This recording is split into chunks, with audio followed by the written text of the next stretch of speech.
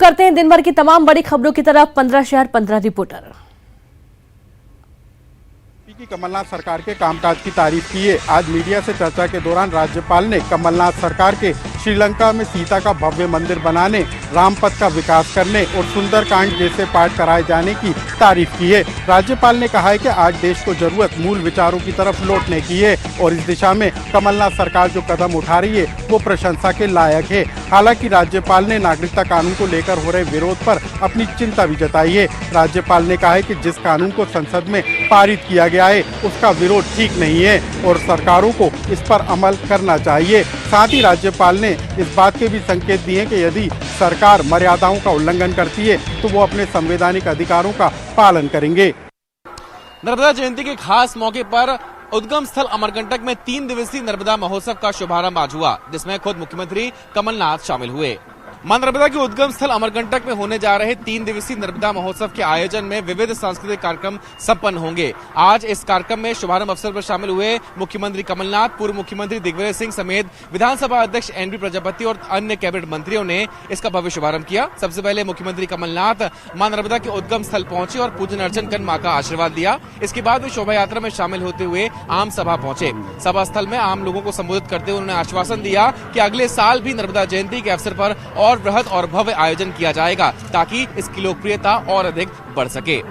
नर्मदा महोत्सव के इन 3 दिवसीय आयोजन में कल मैथिली ठाकुर और समापन अवसर पर जाने माने सूफी गायक कलाकार कैलाश खेर अपनी प्रस्तुति देंगे। प्रदेश की जीवनदायिनी मां नर्मदा का जन्मोत्सव समूचे नर्मदांचल में परंपरागत हर्षोल्लास के साथ मनाया जा रहा है। नर्मदांचल में इस लोकोत्सव की शुरुआत मां नर्मदा की मंगला पूजा के साथ हुई, जिसमें आज सुबह मां नर्मदा का अभिषेक पूजन कर कार्यक्रम का शुभारंभ किया गया। इस दौरान स्कूली बच्चों के लिए चित्रकला, मेहंदी, रंगोली सहित अन्य प्रतियोगिताओं का आयोजन किया गया है। आज पहले दिन के कार्यक्रम के अंतर्गत शाम को विभिन्न सांस्कृतिक कार्यक्रमों का आयोजन भी किया जाएगा। कार्यक्रम का मुख्य आकर्षण कल नर्मदा जयंती मार्गशीर्ष सप्तमी के दिन दोपहर में मां नर्मदा का अभिषेक पूजन और शाम को जलमंच से अभिषेक पूजन होगा, जिसमें प्रदेश के जनसंपर्क मंत्री पीसी शर्मा सहित अन्य वीआईपी शामिल होकर प्रदेश की खुशहाली और समृद्धि की कामना मां नर्मदा से करेंगे। इस दौरान मां नर्मदा में तकरीबन 3 लाख दीप छोड़े जाएंगे, जिससे समूची जलधारा दीप ज्योति से प्रकाशित हो जाएगी। कार्यक्रम में तकरीबन 1.5 लाख से अधिक श्रद्धालुओं के शामिल होने की संभावना को देखते हुए पुलिस प्रशासन सुरक्षा सहित अन्य इंतजाम जुटाने में लगा हुआ है। शैलेंद्र कौरव, न्यूज़ 18, होशंगाबाद। सांसद और आगर के विधायक मनोहर ऊंटवाल को श्रद्धासुमन अर्पित करने के लिए आज पूरा आलोट उमड़ा है। मनोहर ऊंटवाल की अंतिम यात्रा के दृश्य है, जिसमें आलोट सहित मध्य प्रदेश के तमाम जिलों के जो लोग हैं, जो कार्यकर्ता है भारतीय जनता पार्टी के, वो पहुंचे हैं अपने इस लोकप्रिय नेता को अंतिम विदाई देने के लिए। मनोहर ऊंटवाल, जिनकी तबीयत 6 जनवरी को बिगड़ी थी, जिसके बाद उन्हें एयरलिफ्ट करके गुड़गांव के मेदांता अस्पताल में भर्ती करवाया था, जिसके बाद वे लंबे समय तक के अपने स्वास्थ्य से जूझते रहे और कल यानी गुरुवार सुबह उन्होंने अंतिम सांसें ली है। इसके बाद आज उनकी अंतिम यात्रा के दृश्य, ये वही गाड़ी है जिसके अंदर श्री ऊंटवाल के पार्थिव देह को मुक्तिधाम तक ले जाया जा रहा है। उन्हें श्रद्धासुमन अर्पित करने के लिए मध्य प्रदेश के पूर्व मुख्यमंत्री शिवराज सिंह चौहान सहित भारतीय जनता पार्टी के तमाम दिग्गज यहाँ मौजूद है। नेता प्रतिपक्ष गोपाल भार्गव, भारतीय जनता पार्टी के प्रदेश अध्यक्ष राकेश सिंह और तमाम रतलाम, मंदसौर, नीमच, धार, झाबुआ और वो तमाम कार्यकर्ता जिनके बीच हमेशा लोकप्रिय रहे हैं, वे यहाँ पे आपको दिखाई दे रहे हैं। पूर्व सीएम शिवराज सिंह चौहान, तमाम भारतीय जनता पार्टी के दिग्गज नेता इस ट्रक में आप देख सकते हैं पार्थिव देह को जो है श्रद्धासुमन अर्पित करते हुए मुख्यमंत्री पूर्व और ये तमाम जन समुदाय, जन सैलाब अपने इस लोकप्रिय नेता को अंतिम विदाई देने के लिए आज आलोट की सड़कों पर उतरा है। ये वही आलोट है जो मनोहर ऊंटवाल की जन्मभूमि के साथ ही कर्मभूमि और सब कुछ उन्होंने यहीं से पाया है, ऐसा कहा जाता है। और ये लोग ये बताते हैं कि उनके लिए श्री ऊंटवाल ने कितने काम किए हैं और आज किसी के लिए भी यह यकीन कर पाना मुश्किल ही नहीं, नामुमकिन हो रहा है कि उनका यह लोकप्रिय नेता अब उनके बीच में नहीं है। United forum of bank unions ने हड़ताल का आह्वान किया है, जिसके कारण बैंक 3 दिन बंद रहेंगे। 2 दिन की हड़ताल है। साफ तौर पर इनका कहना है कि बीते 26 महीनों से इनकी मांगों को सरकार नहीं मान रही है, जिसकी वजह से इन्होंने अब आंदोलन का रुख अपना लिया है। आंदोलन के तहत 2 दिन की हड़ताल की जा रही है। साफ तौर पर इनकी मांग है कि सैलरी रिव्यू की जाए, वेतन समझौता किया जाए और जिस तरीके से जो परसेंटेज है सैलरी हाइक करने का, उस पर सरकार बढ़ावा दे। जिस तरीके से अभी बात विवाद का दौर चल रहा है, कहीं ना कहीं सरकार की सहमति नहीं बन रही है। सरकार 2% सैलरी हाइक से बात कर रही है, जबकि इनकी मांग है कि सैलरी हाइक कम से कम 15% हो और साथ ही साथ 5 डेज वर्किंग वीक हो। बात विवाद के दौर पर सहमति नहीं बन रही है, जिसकी वजह से अब इन्होंने आंदोलन का रुख अपनाया है।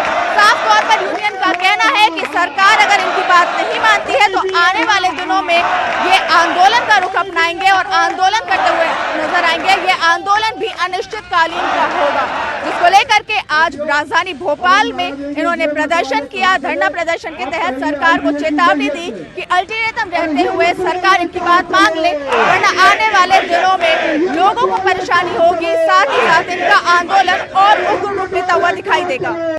खरगोन में एक बार फिर न्यूज 18 की खबर का बड़ा असर हुआ है। इस बार जिस प्रकार से न्यूज 18 के द्वारा गुरुवार को लगातार चीन में जो डॉक्टर 2 MBBS कर रहे हैं छात्र, उनके फंसने की खबर दिखाई गई थी, उसके बाद हरकत में आई है केंद्र सरकार। मध्य प्रदेश सरकार के द्वारा भी केंद्र सरकार से अपील की गई है।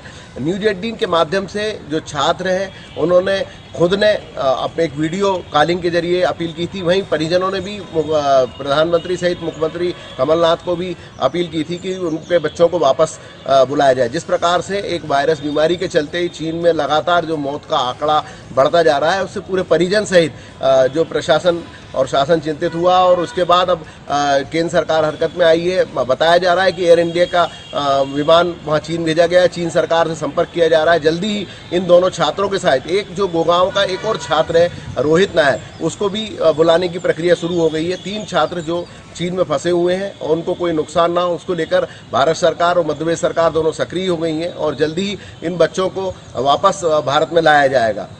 राष्ट्रीय स्वयंसेवक संघ के चीफ डॉक्टर मोहन भागवत आज गुना पहुंचने वाले हैं। विद्यार्थियों के लिए आयोजित युवा संकल्प शिविर में शिरकत करने के लिए डॉक्टर भागवत आज गुना पहुंचेंगे। दरअसल आरएसएस द्वारा विद्यार्थियों के लिए एक शिविर का आयोजन किया गया है। इस शिविर को युवा संकल्प शिविर नाम दिया गया है। विद्यार्थियों के व्यक्तित्व विकास के लिए आयोजित इस शिविर में डॉक्टर भागवत विद्यार्थियों के साथ रूबरू होंगे, वहीं विद्यार्थियों को संबोधित भी करेंगे। 1700 से अधिक विद्यार्थी आज इस शिविर में एकत्रित होने वाले हैं। 3 दिवसीय इस शिविर में डॉक्टर मोहन भागवत विद्यार्थियों के साथ में सीए को लेकर भी चर्चा करेंगे। सीए और नागरिक संशोधन बिल को लेकर डॉक्टर भागवत संबोधित भी कर सकते हैं। लाहार डिग्री कॉलेज में प्रतिमा स्थापना कार्यक्रम में सहकारिता मंत्री की नाराजगी देखने को मिली। सहकारिता मंत्री डॉक्टर गोविंद सिंह ने छात्रों और प्रोफेसरों के न पहुंचने पर प्रिंसिपल को जमकर फटकार लगाई। लाहार डिग्री कॉलेज में प्रतिमा स्थापना कार्यक्रम में सहकारिता मंत्री डॉक्टर गोविंद सिंह पहुंचे थे। मंत्री ने कॉलेज में कम उपस्थिति पर नाराजगी जताई। छात्र छात्राएं बहुत कम संख्या में कॉलेज में कार्यक्रम में पहुंचे थे। वहीं प्रोफेसरों की मंत्री के आने के बाद भी कार्यक्रम में शामिल नहीं हुए थे। ऐसे में मंत्री की नाराजगी प्रिंसिपल पर निकल पड़ी। मंत्री ने प्रिंसिपल को फटकार लगाते हुए कहा कि आखिर कार्यक्रम इतना बड़ा है तो शिक्षक और प्रोफेसर आखिर कहाँ गए और रोजाना कॉलेज में प्रोफेसर बच्चों को पढ़ाने के लिए पहुंचते हैं या नहीं। जाहिर सी बात है कि भीड़ के न होने पर मंत्री की नाराजगी देखने को मिली है, क्योंकि इससे पहले जब मुख्यमंत्री को लाहौर में पहुंचना था तो खुद सहकारिता मंत्री डॉक्टर गोविंद सिंह ने भारी संख्या में भीड़ को कार्यक्रम में बुलाया था। धरना खत्म करने की कवायद के दौरान स्थानीय युवकों ने वहां उपद्रव करने की कोशिश की, जिसके बाद पुलिस को हल्का बल प्रयोग करना पड़ा। देर रात तक पुलिस ने तकरीबन 1500 लोगों के खिलाफ मामला दर्ज किया है। हालात को देखते हुए बड़ी संख्या में अधिकारी और बल वहां पर तैनात है। 10 दिनों से गाजीबाग में शाहीन बाग की तर्ज पर सीए के विरोध में महिलाएं धरना दे रही हैं। सैकड़ों की संख्या में महिलाएं यहां एकत्रित हैं, जो 24 घंटे धरने पर बैठी रहती हैं। गुरुवार को मंत्री लखन घनघोरिया उनके पास पहुंचे और उनसे एक ज्ञापन लेकर मुख्यमंत्री के माध्यम से इस आंदोलन को खत्म कराने की अपील की। बावजूद इसके ना तो महिलाओं ने धरना खत्म किया और ना ही स्थानीय लोगों ने यहां से जाने की कोशिश की। सीए के विरोध में गाजीबाग में चल रहा आंदोलन खत्म होने का नाम नहीं ले रहा है। मंत्री लखन घनघोरिया के आश्वासन के बाद भी ना तो महिलाओं ने धरना खत्म किया और ना ही क्षेत्र के लोगों ने इस आंदोलन को खत्म करने की कोई कवायद की। छतरपुर के कलेक्ट्रेट कार्यालय में पहुंचकर युवक कांग्रेस के कार्यकर्ताओं ने जमकर हंगामा किया। इस दौरान हंगामा करते समय उनकी पुलिस से भी झड़प हो गई। छतरपुर कलेक्ट्रेट परिसर में युवक कांग्रेस ने उस समय जमकर हंगामा और नारेबाजी की जब प्रभारी मंत्री बजेंद्र सिंह राठौर योजना समिति की बैठक ले रहे थे। तभी सैकड़ों की तादाद में युवक कांग्रेस के कार्यकर्ता जिला अध्यक्ष लोकेंद्र वर्मा के नेतृत्व में कलेक्ट्रेट के अंदर घुस गए और ऊपर योजना समिति की बैठक में जबरदस्ती जाने लगे। कलेक्ट्रेट में मौजूद पुलिस कर्मियों ने कार्यकर्ताओं को रोकने की कोशिश की और इस दरमियान पुलिस और कार्यकर्ताओं में झड़प भी हो गई। युवक कांग्रेस के कार्यकर्ताओं का आरोप है कि कई बार शिकायतों के बाद जहां भ्रष्ट अधिकारियों पर कोई कार्रवाई नहीं हो रही है, वही विधायक लगातार कार्यकर्ताओं की अनदेखी करते हैं और लगातार उपेक्षा का शिकार हो रहे कार्यकर्ताओं ने कलेक्ट्रेट में जमकर हंगामा करते हुए प्रशासन के खिलाफ अपनी भड़ास निकालते हुए नारेबाजी की। अपनी ही सरकार और विधायकों के खिलाफ युवक कांग्रेस का यह हंगामा काफी देर चलता रहा। जिला योजना समिति की बैठक लेने के बाद प्रभारी मंत्री बजेंद्र सिंह राठौर जब बाहर निकले तो कार्यकर्ता वहां भी रुके और उनके सामने भी जमकर नारेबाजी करते रहे। इस दौरान बजेंद्र सिंह राठौर नाराज भी दिखे, वहीं काफी कड़ी मशक्कत समझाइश के बाद कार्यकर्ता मान सके और यह हंगामा समाप्त हो सका। देश भर में बैंक बंद रहेंगे और इसका असर छत्तीसगढ़ में भी दिखाई दे रहा है। छत्तीसगढ़ में भी अगले 3 दिनों तक बैंक बंद रहेंगे। 2 दिनों तक जो बैंक कर्मी है वो हड़ताल पर है। राजधानी रायपुर के जो बैंक कर्मी है वो मोतीबाग के पास में इकट्ठे हुए थे और उन्होंने अपनी मांगों को लेकर अपनी मांगे सामने रखी और लगातार जो केंद्र सरकार के खिलाफ नारे लगाए। इन बैंक कर्मियों का कहना है कि केंद्र सरकार बार बार उनकी मांगों को अनसुना कर रही है और लगातार वो हड़ताल पे आ रहे हैं। उन्होंने इस बात को लेकर भी चेतावनी दी है कि 1 अप्रैल से वो अनिश्चितकालीन हड़ताल पर चले जाएंगे यदि इस मांगों को गंभीरता से नहीं लिया गया। बैंक कर्मियों का कहना है कि ये गलत बात है कि लोग इस बात के आकलन करते हैं कि कितना नुकसान हुआ हड़ताल से, लेकिन केंद्र सरकार की जो नीतियाँ हैं उससे लगातार जो बैंकों का नुकसान हो रहा है, देश के जो नागरिक हैं उनका नुकसान हो रहा है। बैंक कर्मियों की मांग थी कि पुरानी पेंशन नीति लागू की जाए, साथ ही बैंकों में जो नौकरियां हैं, नई नौकरियों की भर्ती हो।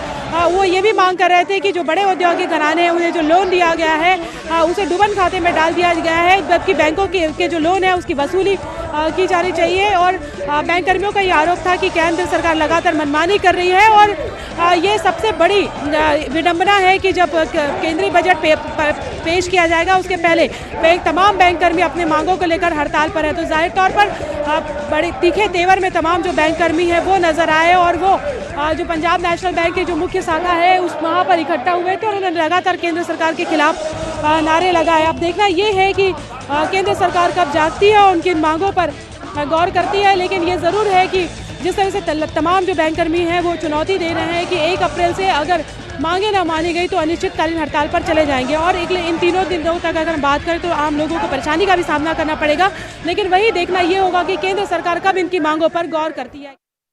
त्रिस्तरीय पंचायत चुनाव 2020 के तहत आज बस्तर जिले के 2 विकासखंडों में बस्तर और लोहंडीगुड़ा विकासखंड में चुनाव शांतिपूर्वक संपन्न हो गया। इसके लिए जिला निर्वाचन ने काफी व्यापक पैमाने पर तैयारी की थी। पहले चरण के बाद आज दूसरे चरण का मतदान किया जाना था और इसके लिए लगभग 354 मतदान केंद्र जो है वो बनाए गए थे दोनों विकासखंडों में। हालांकि पिछली बार की अपेक्षा इस बार कुछ ज़्यादा गड़बड़ियां जो हैं वो चुनाव आयोग को मिली हैं। बताया जा रहा है कि बस्तर विकासखंड के सोनारपाल में सुबह से मतदान ही शुरू नहीं हुआ था।